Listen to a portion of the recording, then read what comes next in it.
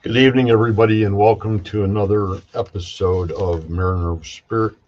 I'm Greg, I'm your host, and we've got another kick butt show tonight. It materialized. It was supposed to be. That's all I'll say, and it's great to have my guest tonight. Before we get into my guest, what I'd like to do is I'd like to go ahead and mention the people that I support. Number one, I support Photographs with Tim Miley. Tim has done a great job going ahead and supporting animal shelters and you know that kind of thing with animals, and he's done that via fundraisers, and he has a actual event that he hosts, and he usually does about 4 or 5 of them a year, and it is called Photographs. And what it is that he goes ahead and has various peoples from the paranormal community that come and speak at his event, and it's usually at a haunted location, and it's a great time. So if you get the opportunity to reach out there and join him, it's a great time. Secondly is PKC, Paranormal Kicks Cancer, and that's Chris Gaskowski and Alex Wilkinson, two great people from the Florida area who go ahead and do the same kind of thing with fundraisers via haunted houses and events that they do on their own too. So they're another great group, and if you ever run into them, please say hello.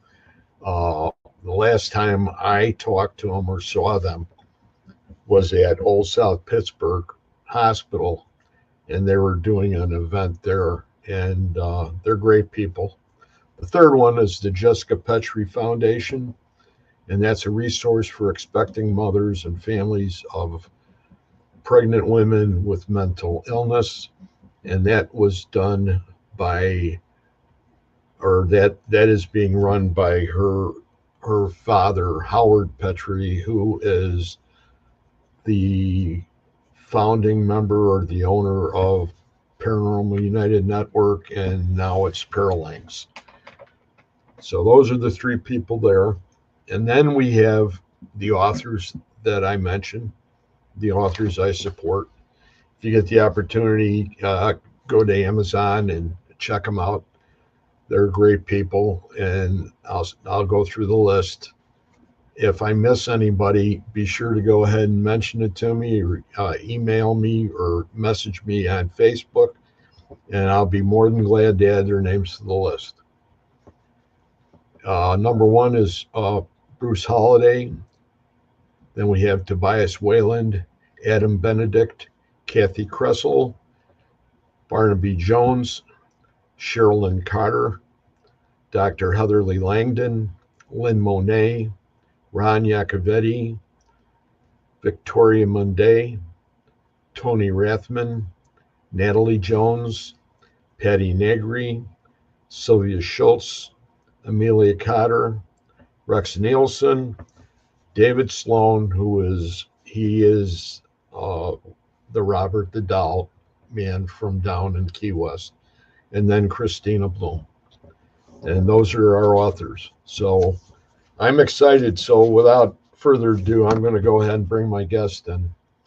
And he is a paranormal investigator. He is a documentarian, a historian, a man of many colors and many suits and many hats. And his name is Charles Williams, but I call him Chuck. So welcome to Mariner of Spirit, Chuck. It's great to have you. Yeah, thanks, Greg. It's great to be here. It's really. Go ahead. Oh yeah, the show kind of happened at the last minute, but I'm glad it did. Yeah, I'm really excited. I think what we're going to be handing out tonight to people is going to be something that a lot of people don't know of. It's sort of on the hidden side of the paranormal community. And you have done a great deal of work at what you have to offer. And besides being just an investigator, your documentaries have been an inspiration, I think, to a lot of people because they're always mentioned. No matter where I go, they'll always mention at least one or two of them. So it's really, kudos to you on that. I know that if you want to go ahead and give everybody a little background as far as who you are and how you became who you are today, you go ahead and let them know now. Sure. My day job is I'm a psychiatric nurse, but me and Greg were at one of Ursula's Chicago Paracons, and I can't tell you the year, but there was a presentation going on. Me and Greg were both part of Dale Kazmarik's group at one point, and he was doing a presentation with Judy Huff about her paranormal picture, and I went up and I met her. She had a table. I was talking with her, and I said, your story would make a great little documentary. And I was like, I wish I could do it. And I happened to go to Best Buy, and I noticed that the 4K cameras had really came down in price. And I'm like, wow. So I saved up my shekels and got a couple of cameras and started to get some more equipment. And I said, well, why can't I do this documentary? We already knew Dale, so I knew he would want to be a part of it. And I got a hold of Judy through Dale, and yeah, she was all up for it. So that's how that first documentary came into being. It's called 1,000 Words because it goes off the old saying, a picture's worth 1,000 words. And the whole cover of the DVD is Judy's famous or infamous picture. It has sure brought a lot of controversy. Some people say it's the greatest example of spirit photography, and other people say, oh, it's a shame. And it always brings up a lot of conversation whenever it's addressed.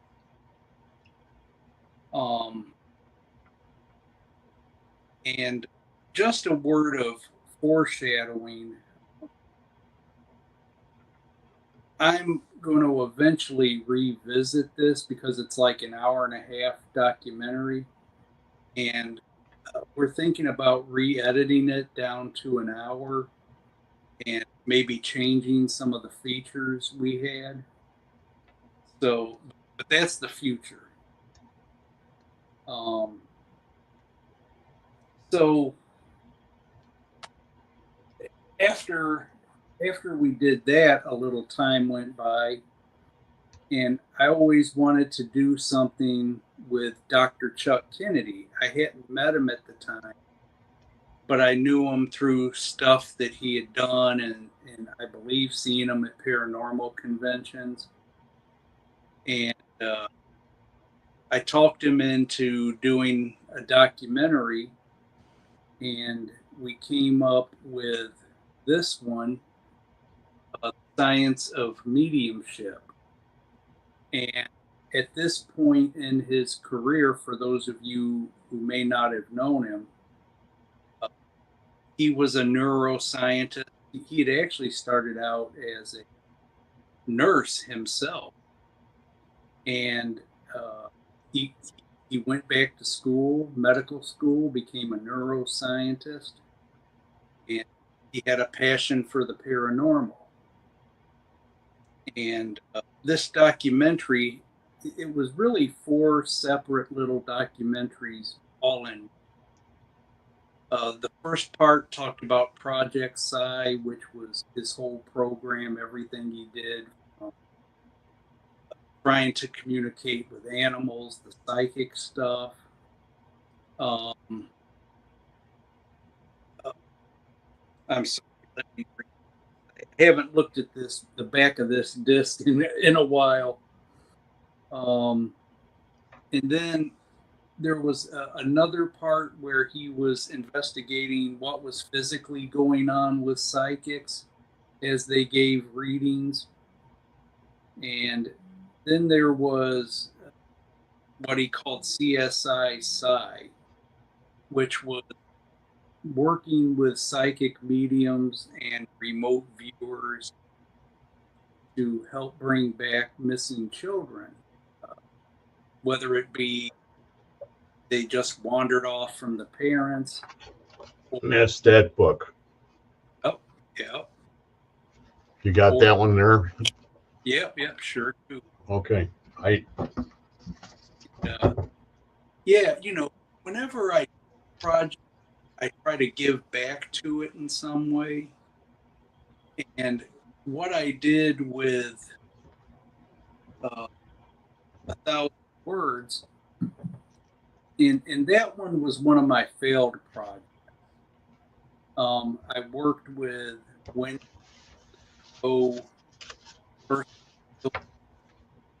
and the Midlothian Historical. And what we were going to do is set up a program with the Cook County Sheriff, because as you know, Bachelor's Grove has had stones go missing over time. And I don't know if people took them and put them in their garage or what they did with them, but we were going to set up a program that people could return them, and the Midlothian Historical Society was going to be a repository.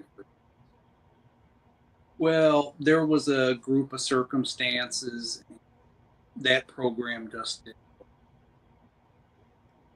But for the science of mediumship, Dr. Chuck ordered the remote viewing class. And he says, you don't have to be psychic to do this. That's good. I don't have a psychic bone in my head. So I took the remote viewing and I helped out with that. But sadly, Dr. Chuck passed away from natural causes about a year ago. So this was the one and only project I got to do with him. And who knows, these may be collected someday, just because after this run, we well, because Dr. Chuck was helping the law enforcement and getting into child predators' pockets, they had started going after him. They actually broke into his headquarters one time and got shot. So we decided after this run we weren't going to do it. We would leave those type cases up to law enforcement. We might poke them in the right direction, but we wouldn't take an active role. And we would just do like cases of, hey, we were on a picnic and our son wandered. So that's what I did to help out. If you want to backtrack just a moment and go back to 1,000 words, Sure. and give the layout about how that was all filmed at Bachelor's Grove and how that was all orchestrated, because it was a lot of people that were involved the evening that I was there with you guys. And I can remember that you had tables all lined up on the road, and we were all out there, and you took, well, you go ahead and tell it. Sure. We actually had to go through a bunch of red tape because there wasn't that much filming out there like Ghost Adventures had got to, but they have a big production company behind them. They got the money. So they're looked at as more Hollywood. So they were able to cut through some of that. There was like a student film, and the forest preserves would help. They have a special program for student films that want to be part of the forest preserve or use preserves. But other than that, they weren't allowing any other filming. So it took a lot of finessing and some expense, because not only did you have to rent by the hour the forest preserve, but you needed at least one or two park rangers there for like security and just keeping an eye on things. So you had to pay for them to be there. But yeah, once we got all that taken care of, we got to go there, and I think we had 4 or 5 hours to. And so yeah, we did an investigation just the way that Dale did it back when Judy took her picture, trying to recreate the same atmosphere, and hopefully get some of the same results. And the way he did it is he had the group like wait at the gate, and we would go around in small groups of 3 or 4 people, and we would do little experiments. Just basically walking around, seeing, we would chart what we noted, if we heard anything, saw anything. And when all that was done, we compiled a list of where would be the best places to investigate. So we had about 3 places that we had narrowed out. And part of the funny thing,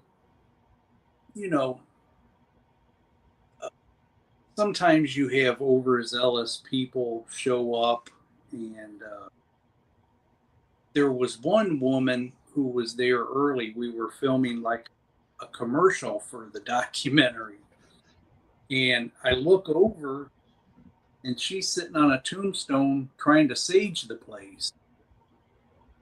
And I talked to her, And I said, ma'am, this area is closed for today. We had rented out the spot. So, and I especially don't want any saging because we want stuff to happen. And she's like, well, I'll just come back tomorrow. I was like, that's fine. We won't be here tomorrow. And that night when the investigation, well, we were tearing down all the equipment and stuff and getting out of there. There was like a group of kids walking in, and I'm like, well, there's some park rangers back there, so you guys better pick another night. They were disappointed, but they turned around and went out. And there was another guy that Dale knew, and he showed up and was talking with Dale for a while, and then him and his daughter left.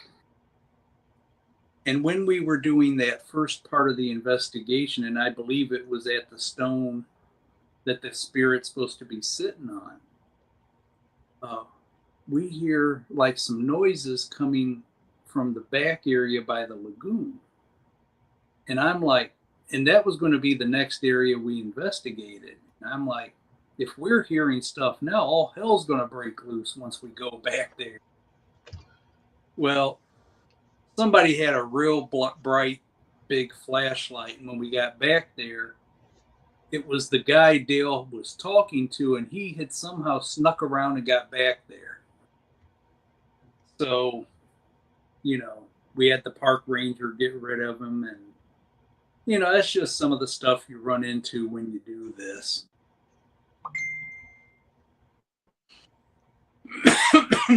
I know, I can remember because I was in one of the groups, and each one of our groups, we had our own cameraman, and it was really it was unbelievable the way it was set up.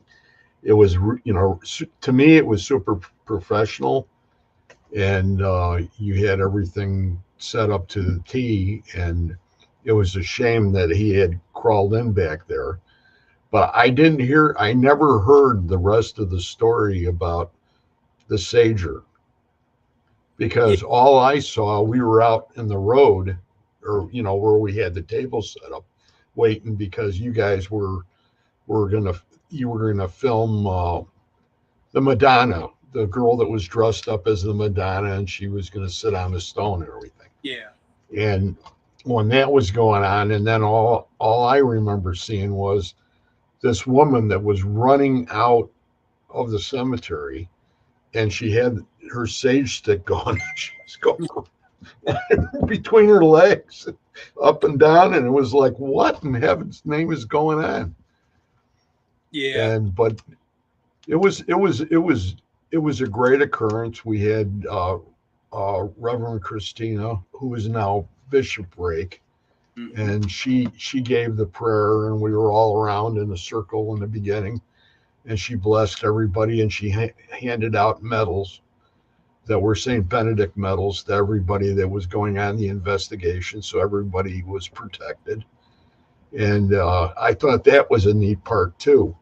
Yeah. But then go on. I just was interjecting there for a minute.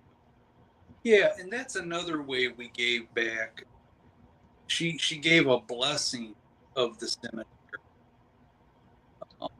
So that was another. And then the third one, which we'll do another show on. I know you were interested in this topic.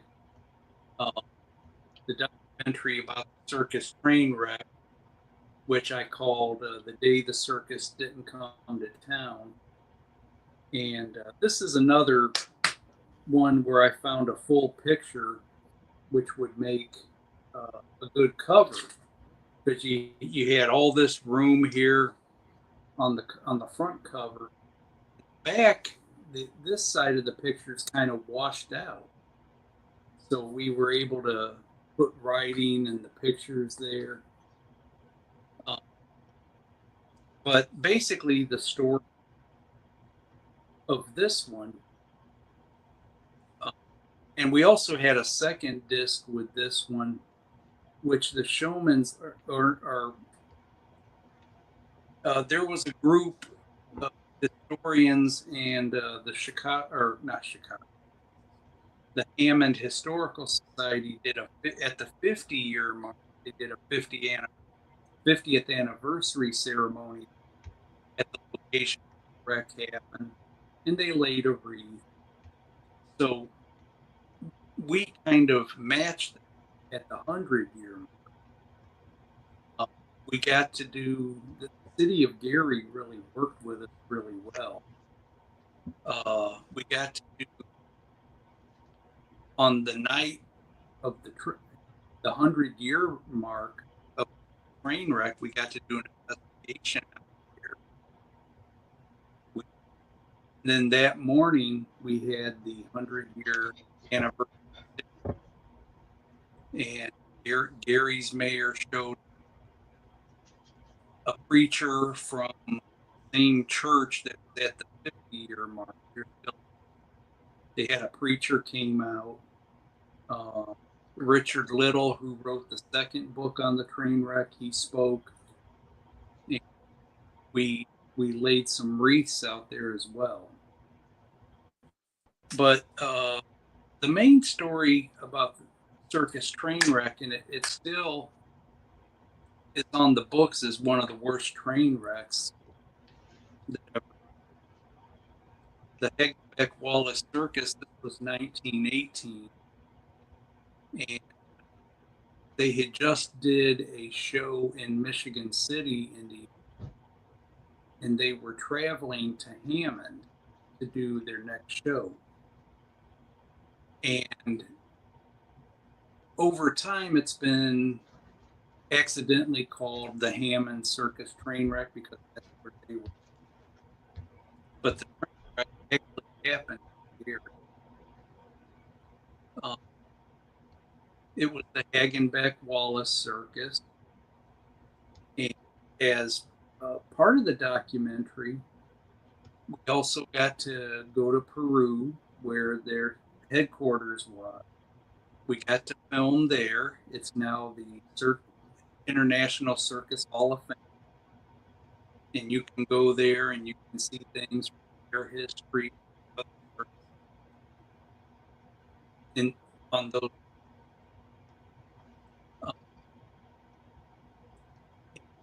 Got to film the circus parade, have a whole circus week, have an amateur circus that performs. Basically, they're teaching school children the performing of the circus. There's no animal, but they learn everything from high wire to trapeze, juggling, you name it, clowning. We got to film that. We got to film the circus parade, and they also have a big carnival in the town square. The Showman's League worked with us. We got to film at their plot. Showman's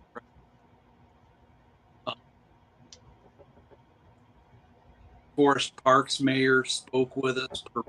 Mayor spoke with us. So, yeah, we had 3 of the 4 cities' mayors work with us.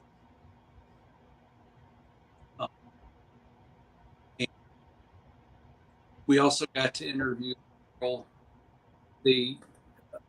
for International Clown Week.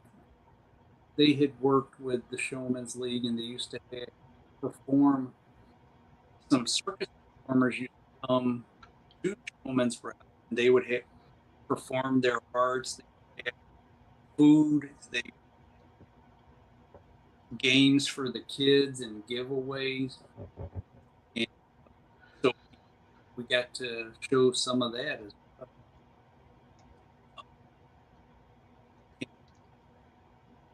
After a while, yeah, that was a full-length documentary. It was an hour. And we were trying to get it on to WTTW, and they like things to be an hour. So we edited it down to an hour.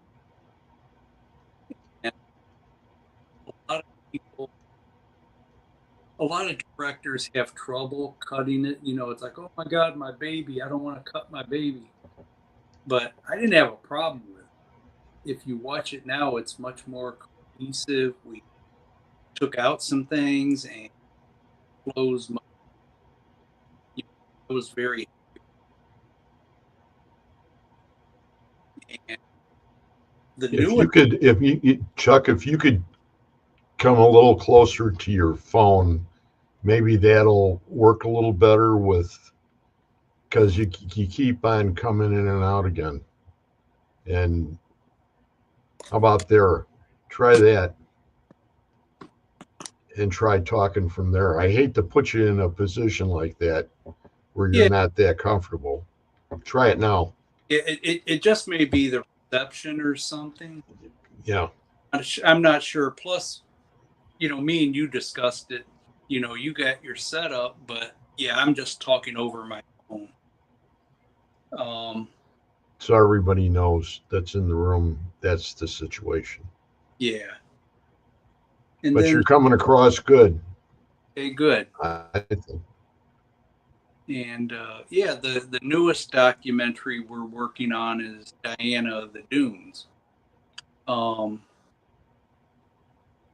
we my initial thought was we had a panel interview with some historians, a park ranger, and we were going to use that to link up the whole documentary and add in different things. But that we ended up filming about 3.5, 4 hours of conversation. I'm sorry. That's okay. So I kind of changed my mind on what we'll do with that documentary, where we'll focus more on some of the other topics. Like we know where her second cabin was in the dunes, but we don't know where her first one was. So it's going to be called In Search of Driftwood, which is what she named her cabin. And what we did, we made a 2-part. Yeah, I mean, this one's not really going to be for sale, but we edited down. Excuse me. Yep. That whole conversation on her life to an hour and a half different. Um, and it's going to be more of an educational disc that we're going to give to the people that were involved. We'll give the Doom historical societies and you know, anybody else that might be interested in a educational type video. Now, talking about her story, I guess we should have did that first. Um, she was one of the first big paparazzi stories. Um, you know, we're talking World War One. So when did World War One break out? 17, something like that, about the same time that those Yeah, you're right. troop trains came through. So yeah, her story takes place somewhere around uh, the Indiana Dunes. Aren't then they weren't like they are now, kind of swampy. 1220 didn't go through it. Now the South Shore did, and that's where like the Prairie Club from Chicago and early outdoorsmen, how they would access the area. Now some people did live out there, but there were a lot of hunters. Fishermen would go out there. They put little huts on the dunes, and there were some hermits. But with her story, what brought it to light is there was a little store in Chesterton, general store, and I picture something like Sam Drucker's on Green Acres. And all these fishermen and hunters are coming in wanting to buy binoculars. What the hell's going on? So finally he stops one up, and the guy's like, well, I don't know if we're going crazy. What we're seeing, I don't know if it's a mermaid or what, but we're seeing what looks like a nude woman swimming in the lake. Now, that might even shock you today, but for the time, that was startling. So word eventually gets back to these fishermen's wives that, hey, your husband said he was out fishing, but what's he doing out looking for a new? They get outraged, and eventually a reporter from what became the Chicago Tribune went out there with a cameraman, and they found her. And okay, she had hermit-like qualities, but this wasn't somebody who's off their rocker, just wanted to be true. Lo and behold, she graduated from University of Chicago Phi Beta Kappa. She had worked in Washington, D.C., basically crunching numbers for star charts with the U.S. Navy. And at some point, she just got tired of not making enough money. There was a failed relationship. There was a whole bunch of things that made her decide. And another point we bring out in the documentary is I think she went to dunes and she was suicide. She was what? But when she got out there, something happened and she's like, I think I'll see if I can make a go. I think I like this.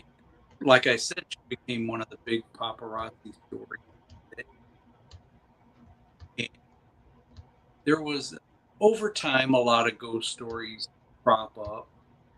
And, you got to sift through some of them. One of them said it was like a Lassie story. It said she had a dog, which there was no evidence of. Excuse me. Suntech. Which there was no evidence that she ever had a dog because her life was covered in the papers.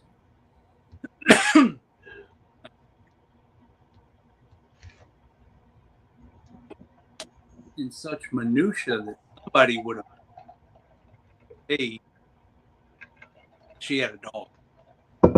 But supposedly this dog comes running into town and we're like, what, girl? There's something wrong? So they go out to her cabin and they find her hacked up. Well, that didn't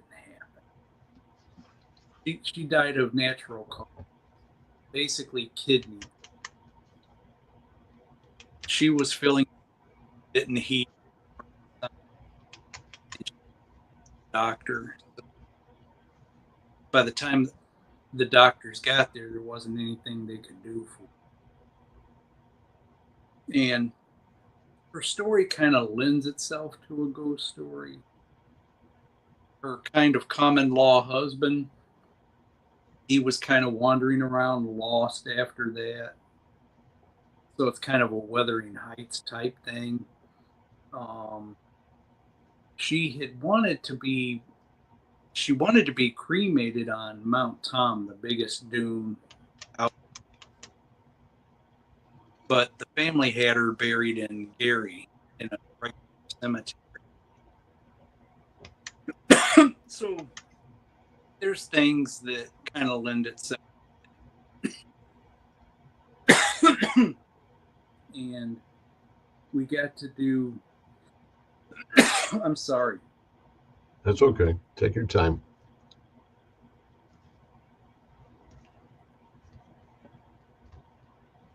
We got to do investigations at the state park.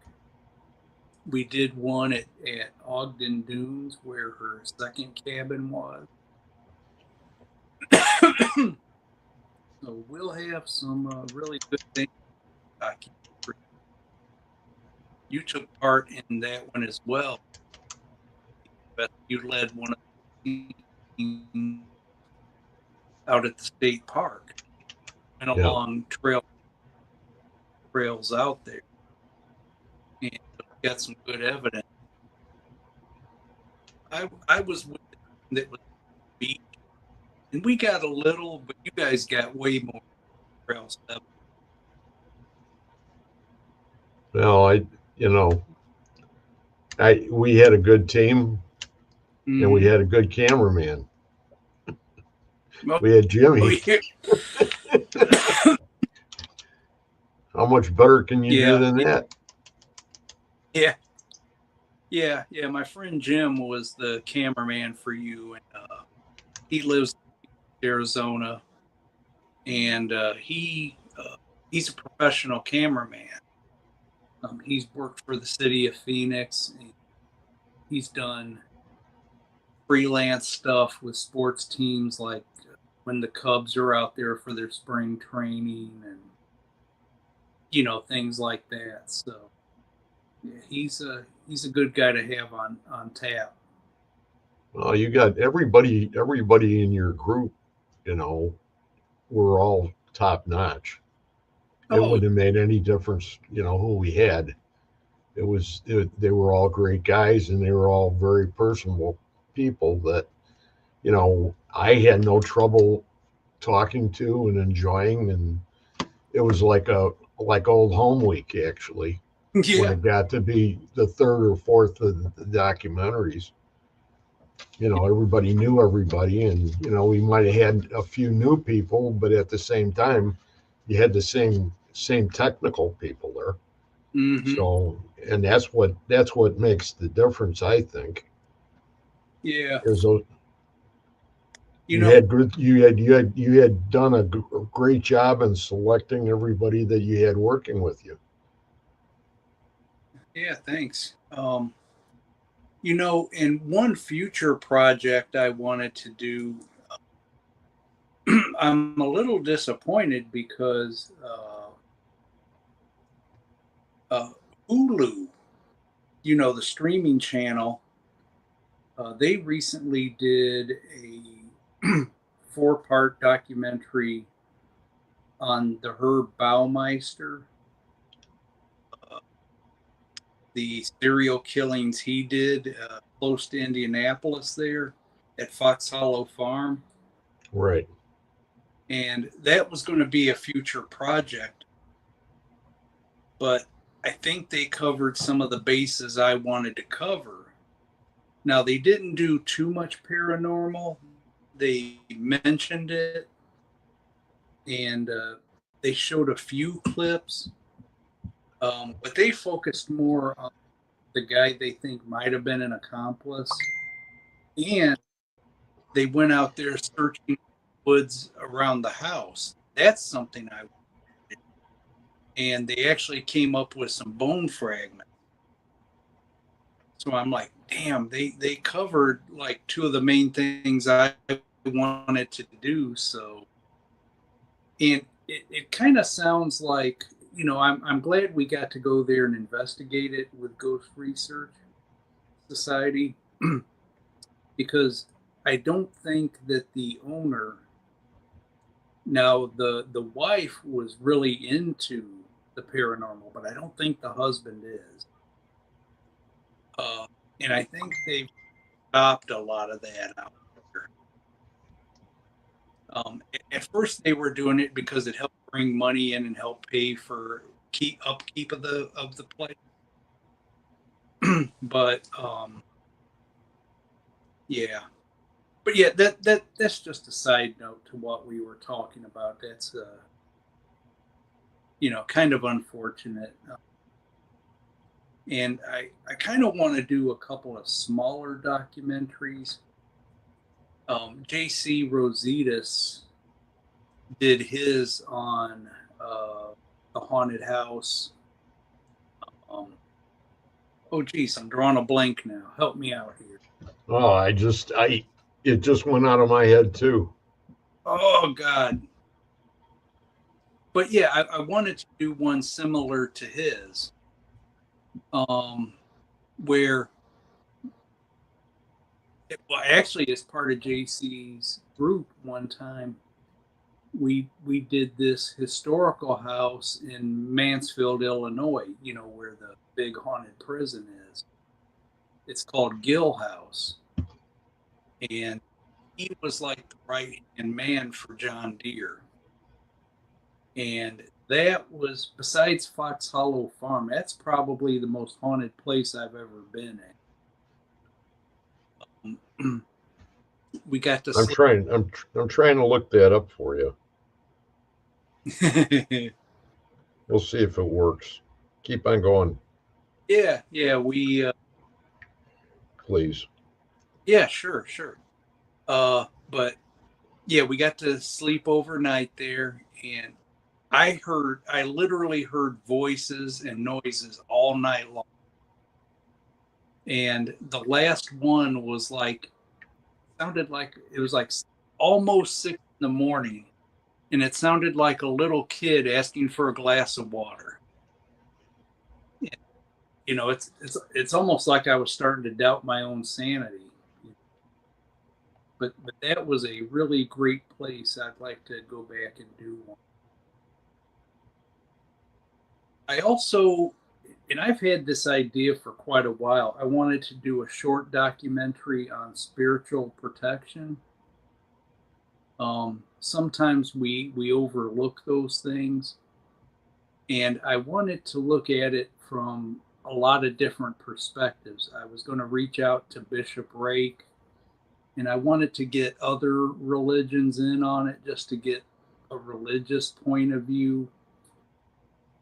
And I was also going to look at some of the more new age things like crystals, Reiki,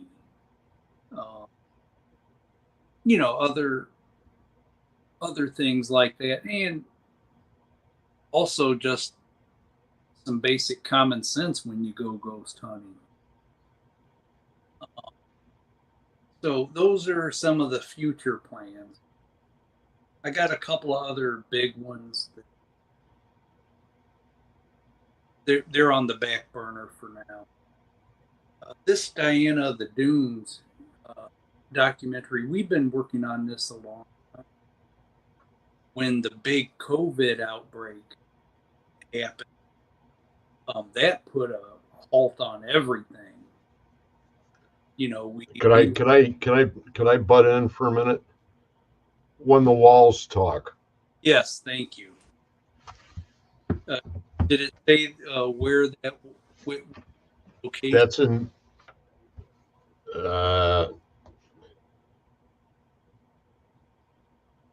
Let me go back to it again. Let's see. It was like a Victorian house. It's a haunted location in. Isn't it Indiana? Yes. Or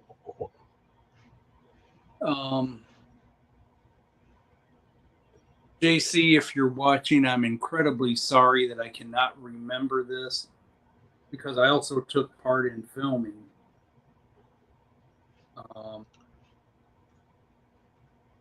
thought it would be neat just to have for everybody that's in the chat. If you guys want and just Google "When the Walls Talk," it should bring you up and show you that it was a documentary, and because it's not, I just lost it again. There's something going on, but here, wait.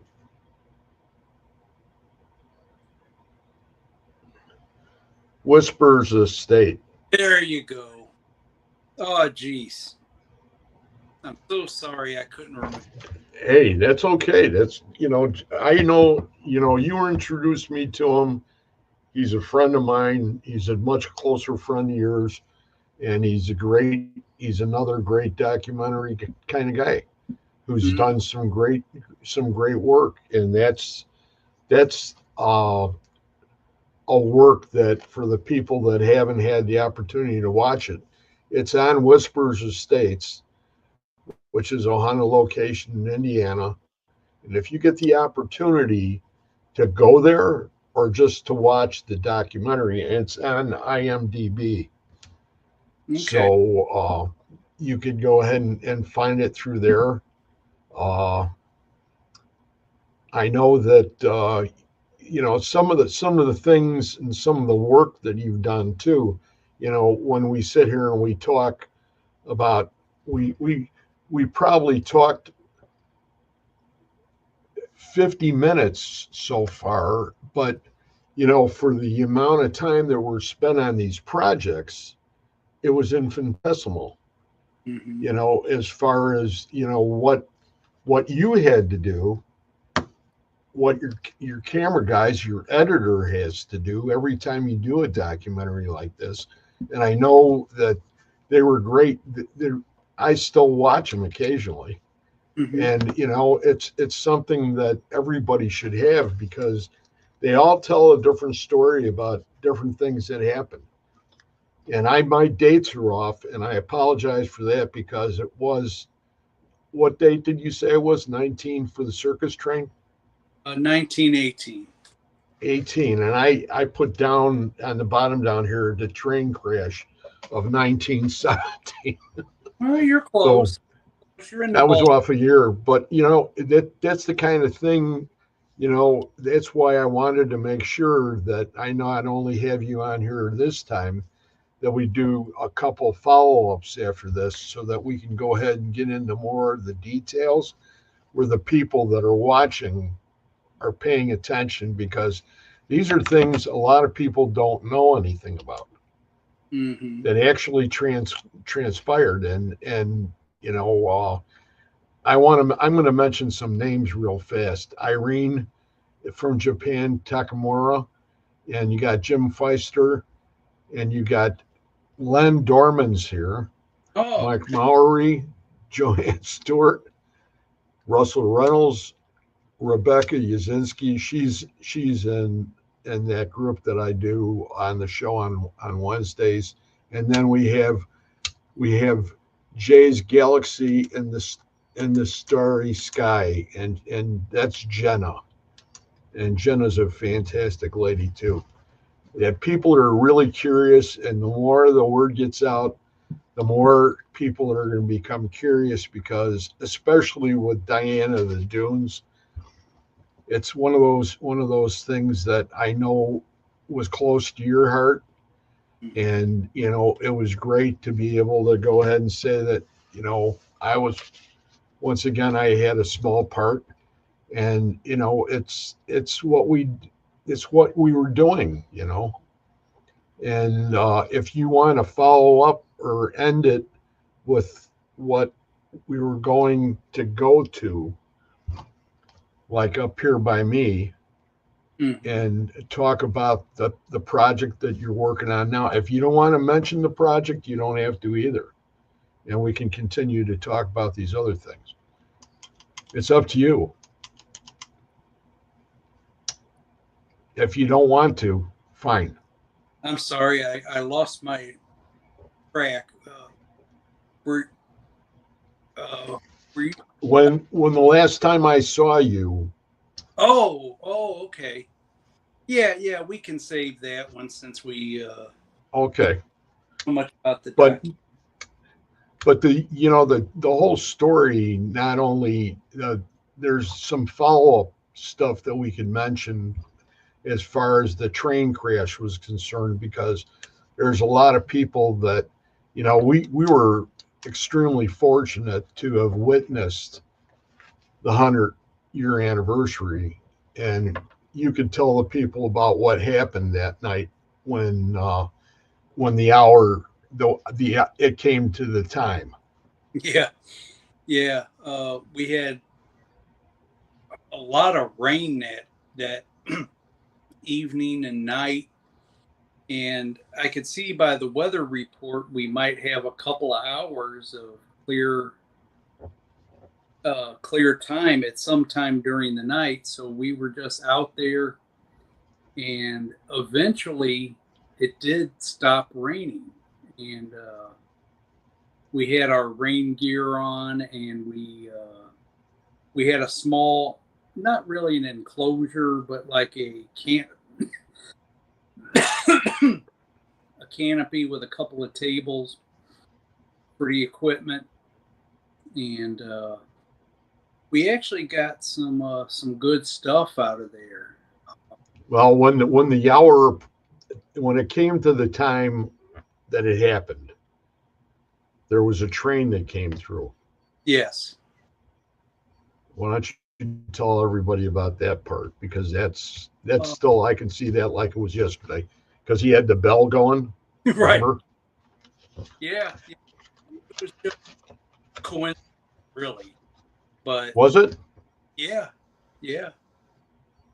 No, that wasn't anything planned or. I thought it was. No. If it was, there might have been observers out there. But it just so happened that a train went through at exactly the time of the crash. So yeah, that was just one of those odd synchronicity. It's called a synchronicity. Yeah. That really becomes very interesting when you think about it. But it was a monsoon. But anybody that's ever experienced a real monsoon, that was a monsoon that night. Yeah. It was like a cow peeing on a flat rock the whole entire night. Yeah. And funny, like we wrapped up and we were trying to hustle because it started sprinkling again. And by the time we got everything packed away, it started raining again, and it didn't stop till in the morning. And we were setting up chairs and getting everything ready to go for this 100-year ceremony. And then the sun came out, and we dried off the chairs, and we were able to do that. But my poor crew, some of them, JC and some of his guys, were soaked all the way through. One other thing I wanted to mention about that program, like I said about giving back. I did give Gary and their historical society, and we actually got a historical marker for the crash site, an Indiana state marker. It's one of these blue signs that you see. It's all metallic. And I haven't got to work on this either, but the Indiana State Board, and this would almost be a cakewalk, they wanted, for Peru, Indiana, they wanted a historical marker for the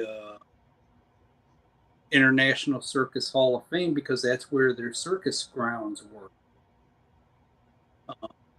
But yeah, we got one for the crash site, and there's a small, we were trying to figure where to put it. If you put it on a side street, which is actually closest to the wreck, who's going to go down a side street to see this sign? And in between the two railroad tracks, there's really nowhere for people to stop by the road. There's a small forest preserve area, and we worked with them, and they said, yeah, we would love to have it.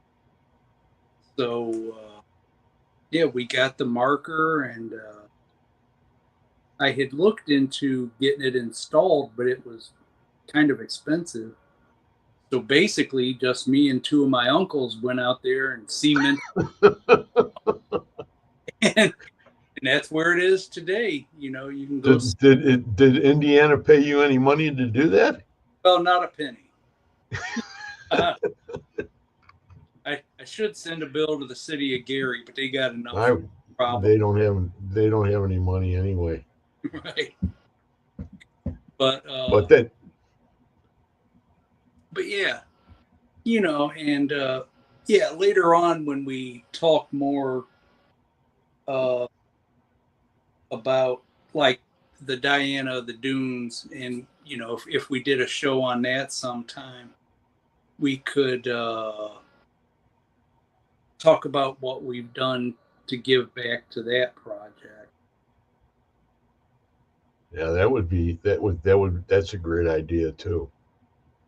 I mean, as I am more than willing to have this platform used for whatever you want to go ahead and present on your projects because they've been so important to a lot of people that have no idea that this actually ever happened. All these stories, every one of them is true. They're not fabricated. This really happened, Yeah, and documentaries are half historical and half paranormal. They all have something to do in the paranormal there. And like with Diana. Now the funny part, when we do the presentation on the circus train wreck, I had been out there quite a few times and didn't get much. I only got one piece of evidence before we went out. I was out there by myself during the day, and I didn't hear or see anything at the time. But when I get home and I'm listening to the evidence, I'm like, wait a minute, did I hear what I just heard? And I had to play it back 2 or 3 times just to verify. And it was a gruff male voice. And just out of nowhere, it says, boo. And I'm like, I said, leave it to a circus performer to say boo. Never started this work in the paranormal did I expect to hear boo. Thanks, Mike. Yeah, that's and some of the things that those poor people suffered that night, is another thing completely that I don't think people have any idea what happened because if you give them the description of where all those performers were at on that train and the wheel had froze up, right? It had turned bright red and they had to take the wheel off one of the cars and replace it with a good one. And in the process of doing that, they had that wasn't the train out off the fork or off the split, and it was on the main line. And they had to send conductor or whatever they did, people off that train down that track because if any trains started coming down that way, there was no way for them to be seen because it was in the middle of the night. Mm-hmm. So you could go ahead and finish it up. Yeah. Well, that area is kind of funny because of the amount of train tracks there are, and some of them crisscross each other, and that's what they were afraid of. There was another, like the the two trains went north and south that the circus train was on, and there was another track going east and west, and they didn't want to block that train track, so that's why they stopped where they did. But they still had a couple of cars sitting out on the main line. Right. And that happened to be where all the people were. Right? Right. So go ahead and tell them about what was coming at them. Well, it was another train. It was empty. It was a troop train because, like we said, this was wartime. And these trains were taking the people from the camps to where they were going to be deported to go fight. And this was an empty troop train. And the guy running that train, it was just him and the stoker, and he had been working a lot, and he basically fell asleep at the wheel. So he didn't see the warnings, and they just plowed into the back of the circus train. And, like I said, how stories get misconstrued and mistruths and things you got to spoon out what's not true.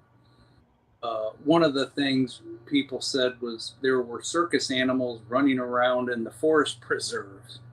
Like, no, there wasn't. They had 2 circus trains, and the first one had like the kitchen staff, the tents, the animals. That one went through no problem. It's the one that had the circus performers that got hit.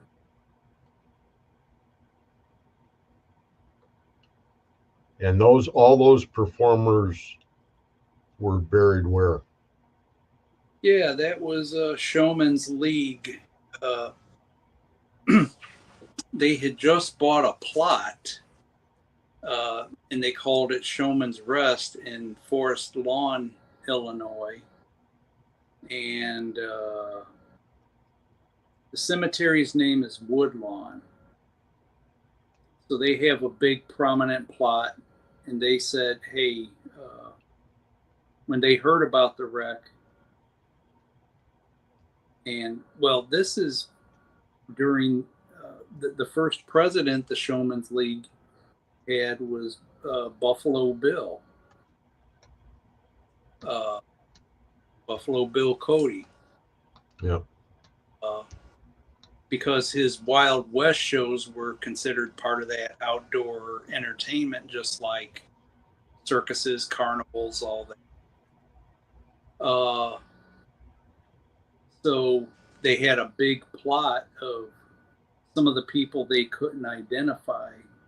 They buried out there. And a lot of the markers will just say unknown male, unknown female, or a job description or their nickname. Like one says Baldy. So that's all they had to go by. It's just an unbelievable story. Yeah. Yeah, one of the things I got to do, which was part of the paranormal, is we didn't do an actual ghost hunt there at Woodlawn, but the Showman's League and Woodlawn permitted us to film there. And what we wanted to do, one of the stories is that you can hear the sounds of elephants. Well, hell, Brookfield Zoo's less than 5 minutes away. There's a good chance you might hear an elephant. So we did a listening experiment. One group of us were in the cemetery, and one group was out at the forest preserve next to the zoo. And unfortunately, we didn't hear any animals. But that also kind of leads to the story. If we're sitting here all night, how come we didn't hear anything? Right. So, and like I said in the documentary, if you were doing a true scientific experiment, you might be out here a week to a month. But with the budget we had one night. So whether we got anything or not, that's what we had. Barbara Spears here in the comments, and she's from Ohio, and she had a comment that she made, and she says, I remember a few years back when you were trying to raise funds for that location. It's nice that it worked out for you. So that must have been for the sign, probably. Yeah, we did a GoFundMe, and we raised a little money. But in the end, we had because I think those signs are $2,000 or $3,000 a piece. Yeah. And we had some big donors give us some money. So that's awesome. Yeah, but we eventually got that done. So we'll follow up on the other stories, and we'll continue. And you can go ahead and give me an idea where you want to be in the year. Sure. And then we could take it from there. I know that for everybody that's been here, it's been a pleasure to have Chuck on the program. I've been around him for quite some time, and we've done a lot of wild things together as far as the paranormal field's concerned, and we had a lot of great trips and a lot of fond memories. One of the things that I wanted to go ahead and bring up at the very end before we say goodnight is that there is going to be some custom merchandise that's going to be available for my two shows, One Spirit Connect and this show here, which is Mariner Spirit. And it's gonna have things like, keychains and coffee mugs and T-shirts and hoodies, sweatshirts, and things that all have the emblems on them and things like that. So that's going to be coming up from Supernatural Inc. And when that starts to come up, all you're going to have to do is get a hold of them and decide what you want, and they will take care of it. And it's been a pleasure. Once again, we had Mike Mowry, Barbara Spear, Irene Takamura. We had Jim Feister, Len Dorman, Joanna Stewart, Russell Reynolds, Rebecca Yazinski, and Jenna, the Galaxy in the Starry Sky. So thanks, Chuck. It's been a pleasure having you here, and it's an honor. This is what needs to go more on this type of show, is this kind of thing, this information that could be passed on to people to share these kinds of stories. So with that, you want to hang around for a few. I'm going to go ahead and shut her down. Okay. And say goodnight to everybody. And thank you very much for being here. Everybody, it's been a pleasure having you here. And we will see you next Friday with another episode of Mariner Spirit. So have a great evening, and we will see you later.